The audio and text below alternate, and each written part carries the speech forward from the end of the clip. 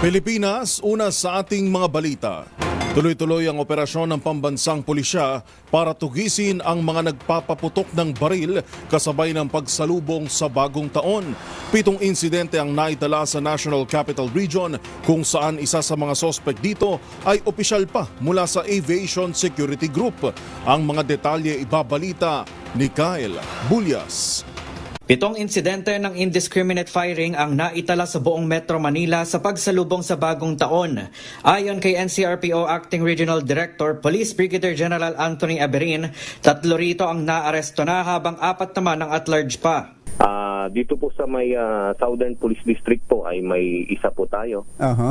Dito po sa Northern Police District ay may isa rin po tayo. Then dito po sa may QCPD may 2. And isa rin po, 2 sa Eastern at isa po sa sa MPD po. Ang mga naarestoan niya ay napag-alaman ding mga hindi lisensyadong gun owners. Samantala, kinumpirma rin ni Aberin na isa sa mga hinahanap pa ng mga otoridad ay isa umanong pulis na bahagi ng Aviation Security Group. Sa ngayon, nagpapatuloy ang investigasyon at profiling sa 4 na at large. Inihahanda na rin ng mga kaukulang kasong isasampa sa mga ito, kabilang ng administrative case laban sa nasangkot na polis. Sa datos ng PNP, 27 kaso na ng indiscriminate firing ang naitala sa buong bansa na siyang mas mataas kumpara sa nakaraang taon.